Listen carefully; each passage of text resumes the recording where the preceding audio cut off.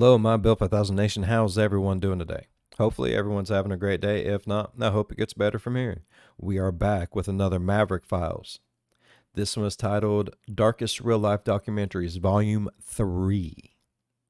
I just want to say thank you all so much for turning me on to Maverick Files. It's an amazing channel, really is. Really love the videos coming from there and really love the suggestions you guys are giving me for the videos.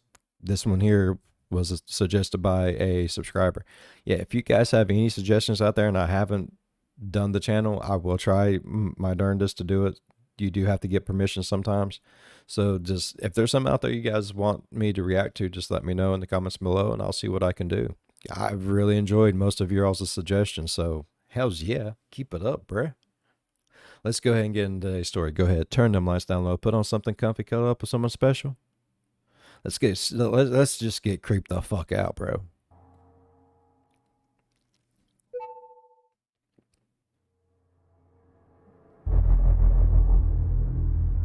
The Man Who Knew Too Much was released onto YouTube in September of 2021 by the channel Independent POV. The documentary discusses the crucial 3-decade gap in Northern Ireland's fight for independence and unity. One half wanted to separate from the UK and join the Republic of Ireland, while the other half wanted to remain part of the UK. Republicans and Loyalists fought brutally, causing death and destruction in their own streets for their beliefs. Not wanting to lose the land, the UK would step in with their own assistance: underground psychological operations. The documentary would focus around one particular individual, Colin Wallace, who would be labeled as the forefront to what would become fake news today. Starting in the Ministry of Defense, he eventually found himself moving up ranks until he was working with clandestine operations designed to create stories against the IRA, portraying them as communists and Satanists, using the fear of the Cold War and manipulating the newly growing evangelical movement against the IRA. All of his stories were fabricated with the slightest hair of truth residing within them, using that single line of truth as the whole story's credibility. Suddenly, one day, Colin Wallace decides to undermine the entire operation and becomes a whistleblower, resulting in him being investigated. Once investigated, it is quickly discovered that Wallace would be convicted as a murderer, with headlines claiming that he murdered his lover's husband. With this conviction, Wallace would immediately be sentenced to serve for manslaughter, where he spent 6 long years in prison. However, due to blowing the cover of the operation, Wallace found himself in the spotlight to be investigated by the others, including the public. And these further investigations would then discover that this murder story, the reason he's in prison, was completely false. With this, the charges against Wallace were dropped, freeing him from prison. But why did he all of a sudden become a whistleblower in the first place? Colin Wallace states that there were 2 big events in his career that he deemed as inexcusable. One event was when those who worked with Wallace demanded that he make a false story and smear campaign against their own prime minister. Wallace wholeheartedly was a patriotic individual and would do anything for his country and his rights. So to suddenly turn around and smear his own democracy felt wrong. But the second event may hold much more weight. During his career, the authorities would discover an underground pedophile ring happening in the Concora boys' home. This home being operated by a loyalist group. The authorities would then instead silence the story from being released, fearing the potential risk of losing their propaganda war. Children were abused and assaulted in an operation fueled by a political party, and the authorities deemed their stories as too politically incorrect, and thus silenced them. These 2 events would cause Colin Wallace to abandon his position and to go tell the world the truth. All of the lies he told, all of the lies he was paid to write, all of the campaigns fabricated, everything. But when a man spends his life lying to the public and then turns against the government, there truly is no one by his side. Who can trust him after all of the harm he's done? Right. What remains chilling, however, is that Wallace states that many of his tactics that he implemented back then are still being heavily used to this day. What? This is crazy. This Originally is some crazy documented shit, in bro. 2003, Cutting Edge is a multiple episode series which follows the filmmaker Lee View as he travels back to his home in Romania. The reason for his return is disturbing, but simple. I've returned to Romania because I've heard that child prostitution and sex trafficking have become a big problem. A sudden rise and demand of trafficking children had begun. In order to get a deeper perspective, Lee View interviews his friend, a 15-year-old, who has been sold into trafficking for 3 years now. It is learned that this teenager, Laurențiu, is now being sold. Next, Laurențiu shows Lee View the group of homeless teens that he associates with. And if you've seen my previous Darkest documentaries, then you may recognize the environment. Yep. Children begging for scraps and kill you. Throughout these episodes, there is a British tourist mentioned often who is infamously known for kidnapping and assaulting children. Oh His my name is God. Tom Peters, and Tom hosts a paywalled website where he's displayed images that he's taken, mentioning that those who are interested can, quote-unquote, meet the models in person. To do this, What the you fuck? just have to set up an interaction via email.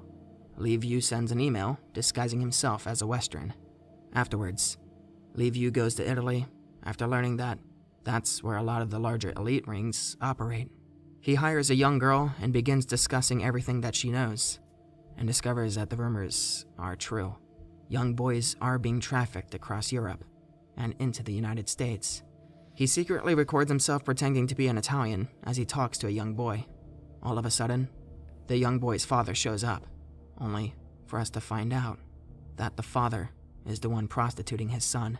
This results in a constant theme, as Lee View discovers that all of the boys being sold onto the streets are sold from their own families. Defeated, he returns home, only to find a response from Tom Peters. A meetup is scheduled, and Lee View uses a friend as a disguise, as Lee View isn't actually a Western. And here, we meet the runner of the underground website ring. In the end, Tom flees after everything Crazy. they've been through, but Can't it's too trust late. no one. They already have him on camera, discussing his disturbing interests and crimes. They send in the information to the police, and the documentary ends.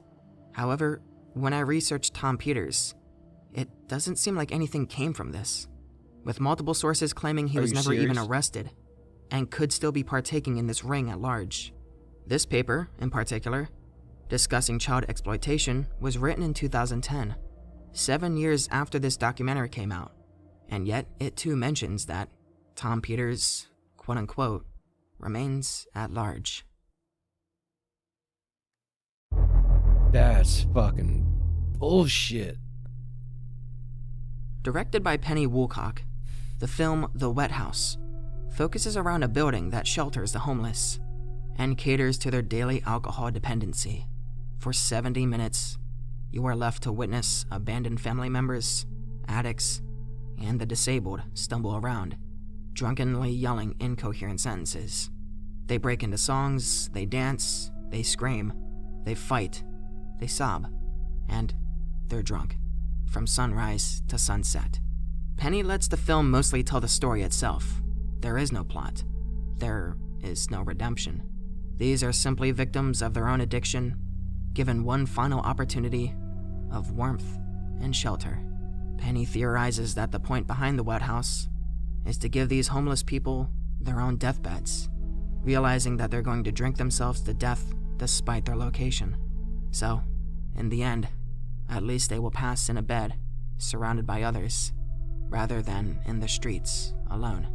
The Wet House does offer a detoxification course, but the individual has to prove that they're capable of going through the process.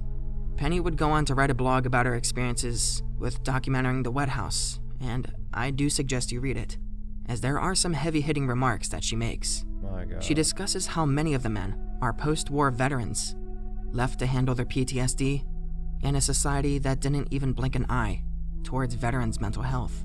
She lists off many, mostly tragic experiences, but the heaviest section is, I loved my 2 months at the Wet House, and I formed close relationships. Michael Chandler was a lovely man. His story is in the film, so I won't tell it here, but he was haunted by a set of photographs. For some context, although it's rather difficult to make out what Michael is saying in his interview due to being intoxicated, he tells a story of how he killed a man who took him prisoner in war. He keeps repeating himself that he had to do it, that he had to kill the man, as if seeking validation from others, from us, from society.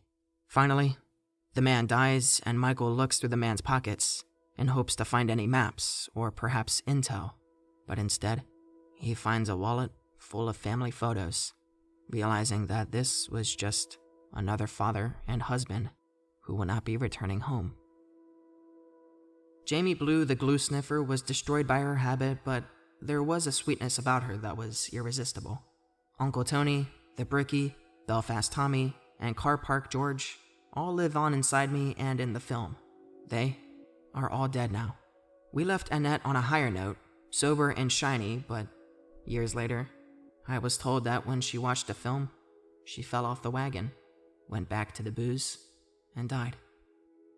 I had made a special extra filming trip to film Annette, clean, when the film was almost edited, so she could be proud of seeing the change that she had achieved.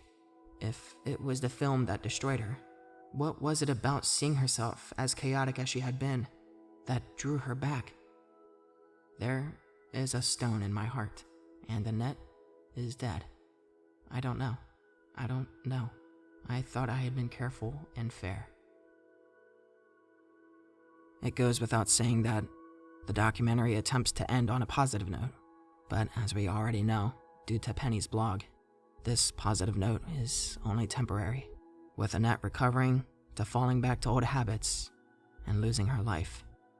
It seems Penny doesn't know whether or not to accept blame or guilt for showing this side of addiction, but I guess that's the ugly truth in the end. Fuck. Thank you all for watching. Please, have a safe winter, and I hope I'll see you all in 2024. Fuck, bro. Man, damn shit. I just feel bad. I really enjoy these. Thank you all so much for the suggestions and turning me on to new channels I have never watched. I love it. I love it. Keep up the good work, peoples. Man, I got chills. Whew. Nipples are so hard they could cut glass. It's awful. Feels awfully good pushed up against the Bill 5000 merch, though. All right. I really enjoy today's video. I about cried a couple times. I'm not even going to lie. I cut hair away from it, bro. Not even going to lie at all. All right. Like I said, I really enjoyed today's video. If y'all enjoyed today's video as much as I did, please go down there, leave a thumbs up. While you're down there, going over and smack that subscribe button. Become part of the Bill 5000 Nation. We do some crazy shit here, bro. And if you want to know when that crazy shit happens, ding that bell. It might work for you. It might not. It probably won't. But if it does, I'll know, because you'll know when my premieres happen, and you'll get to jump on there, talk to me in the live chat. And if you really want to help support the channel, go down. The link's in the description. Check out the store. It's got some amazing merch, some of the best merch out there, and you can't tell me otherwise unless you go check it out for yourself. As always, be good to one another. I'll see you in the next one. Bye-bye. Man, that... And just to think that that lady might have just fell back off the wagon because of that video, and all she was trying to do was show people what it's like. Oh my God.